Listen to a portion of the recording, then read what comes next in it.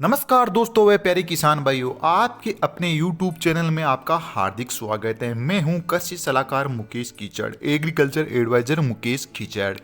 आज के इस वीडियो में हम बात करेंगे तरबूज की खेती के बारे में, वाटरमेलन फार्मिंग के बारे में। इसके लिए क्या उचित समय है? तो किसान भाइयों, इसके लिए जो उचित समय है वह जनवरी से मार्च तक, जब ठंड अपने अंतिम पड़ाव पर होती है, तब इसकी खेती हम आसानी से कर सकते हैं। अगेती के लिए जनवरी व फचेती के लिए मार्च। किसान भाइयों, या सोइल प्रिपरेशन की बात करें तो रेतीली मिट्टी है, बलुई मिट्टी है, पीली मिट्टी है, काली मिट्टी है, मटियार मिट्टी में हम इसकी खेती कर सकते हैं। ध्यान यह रहे कि रेतीली मिट्टी व बलुई मिट्टी में सिंचाई की आवश्यकता ज़्यादा होती है अपेक्षा काली व मटियार मिट्टी के बारे में हम बात करेंगे तो 6.5 से 7 pH उपयुक्त जीवाश्म पदार्थ वाली मृदा में इसकी खेती हम आसानी से कर सकते हैं। किसान भाइयों, एंड जलवायु की बात करें तो गर्म मौसम की एक रूप है। जब ठंड अपने अंतिम पड़ाव पर हो तो हम इसकी खेती आसानी से कर सकते हैं। के बारे में हम बात करें तो 18 डिग्री सेंटीग्रेड से 40 डिग्री सेंटीग्रेड तापमान इसके लिए उचित होता है। तैयारी के बारे में हम बात करें तो खेत की तैयारी में किसान भाई कभी भी समझौता न करें। अच्छी सड़ी गली गोबर की खाद 6 महीने पुरानी डालनी चाहिए। ताज़ा गोबर की खाद डालेंगे तो उससे दीमक लगेगी, वो लेट अपने काम आएगी। और गहरी प्लाऊ की जुताई है, हेरो निकालना है। उसके बाद में कल्टीवेटर में हमें बेसल डोज डालनी है। बेसल डोज में हम DAP है, SSP सिंगल सुपर फास्फेट है, MOP म्यूरेट ऑफ पोटास है, रिजेंट ये डाल सकते हैं। उसके बाद में हम रोटोवेटर निकाल देते हैं। बेड मेकर से हम बेड बनाते हैं। बेड की जो दूरी है, हमें तरबूज की खेती में जो दूरी रखनी है वो 3 से 4 फीट दूरी रखनी है। हम 1 फीट के भी बेड बना सकते हैं और 1.5 फीट के भी बेड बना सकते हैं।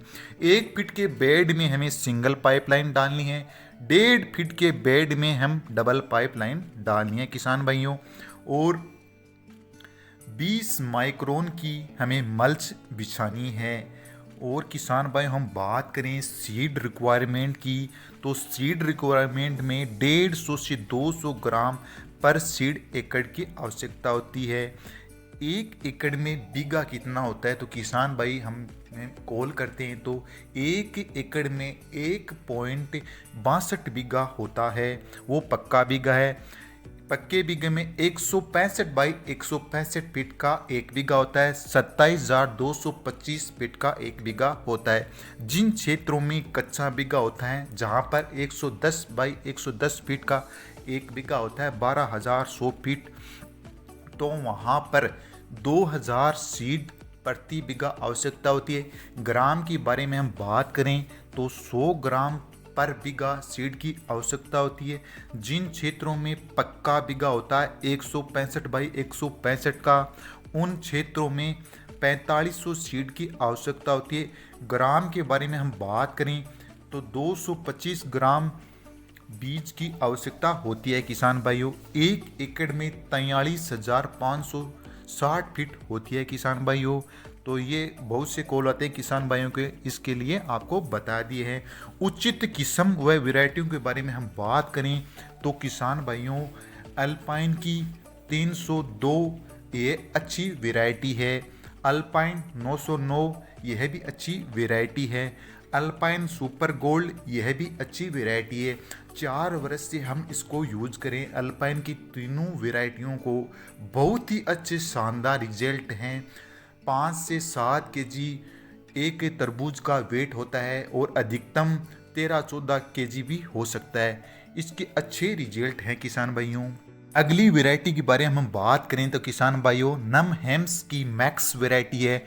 यह भी अच्छी वैरायटी है जो 65 से 75 दिन में तैयार हो जाती है। किसान भाइयों, और बात करें कलाउज की तो कलाउज है, उसकी जंबो रेड F1 वैरायटी आती है। यह भी एक अच्छी वैरायटी है किसान भाइयों। और उसके बारे में हम बात करें किसान भाइयों, ओम हाइब्रिड सीड की पिंक बाल, ये भी एक अच्छी वैरायटी है। इसके रिजल्ट बहुत शानदार हैं। ओम हाइब्रिड सीड की रेड बाल, यह भी एक अच्छी वैरायटी है। ये दो हैं, रेड बाल और पिंक बाल, कंफ्यूज मत हो किसान भाइयों। और बात करें अगली वैरायटी की तो सेविनस की बाहुबली, यह भी एक अच्छी वैरायटी है किसान भाइयों।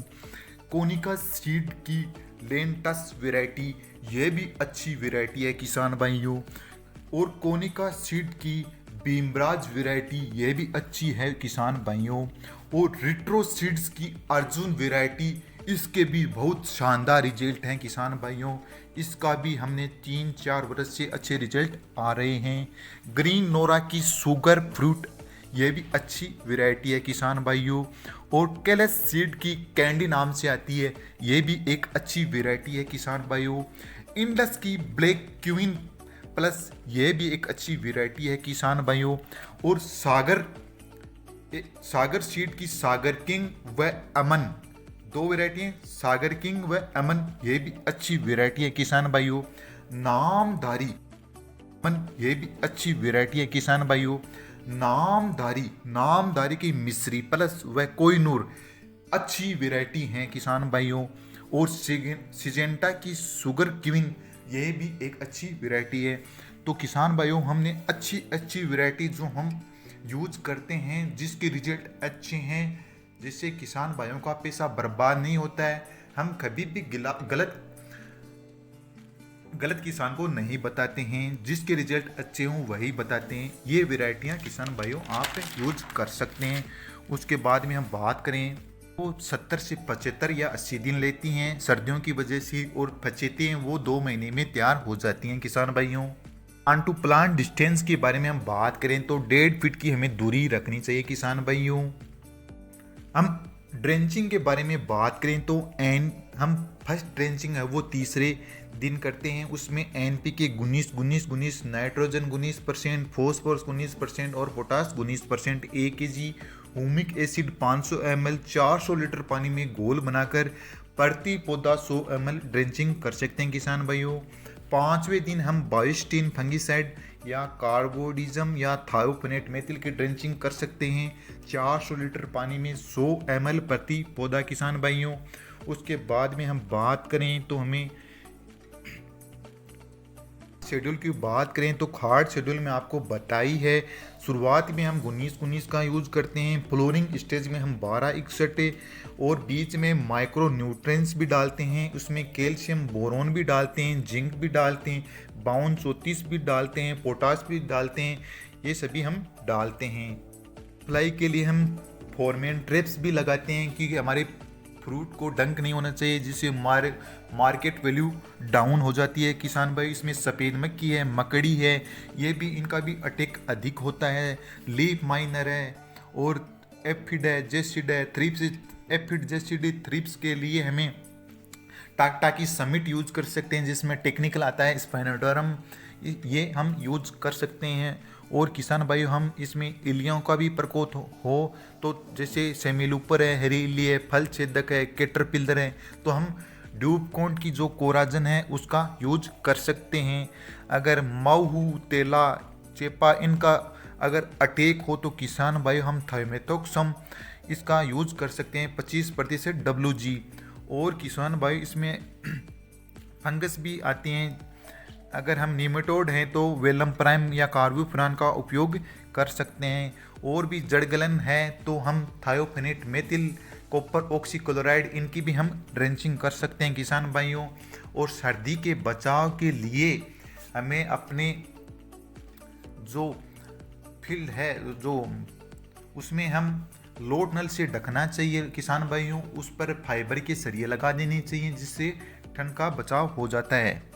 और किसान भाइयों हम अगर फल मक्खी का ज़्यादा अटैक है तो हम एसीफेट 25% SP का मतलब है सोल्यूबल पाउडर का हम उपयोग कर सकते हैं, जिससे ये ख़त्म हो जाती है किसान भाइयों।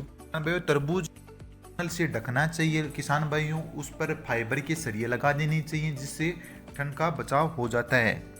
और किसान भाइयों हम अगर फल मक्खी का ज़्यादा अटैक है तो हम एसीफेट 25% SP का मतलब है सोल्यूबल पाउडर का हम उपयोग कर सकते हैं, जिससे ये ख़त्म हो जाती है किसान भाइयों। तरबूज की खेती में हम सीड सोमिंग करते समय नुकीला सिरा नीचे की तरफ भी दबाना चाहिए और ज़्यादा नहीं दबाना चाहिए, ये भी हमें आवश्यक ध्यान रखना चाहिए किसान भाइयों। और जैसे तरबूज में भी लेट ब्लाइट अर्ली ब्लाइट है किसान भाइयों, और मिल्ड्यू डाउन मिल्ड्यू के लिए आवश्यक फंगीसाइड का यूज कर लेना चाहिए किसान भाइयों। तो आपको हमारी जानकारी कैसे लगी, हमारे वीडियो को लाइक करें, सब्सक्राइब करें। तो दोस्तों हम आपके लिए नई नई जानकारियाँ लाते हैं और भी लाएंगे। तो दोस्तों जय जवान जय किसान, watching for this video. Thank you दोस्तों, जय जवान जय किसान।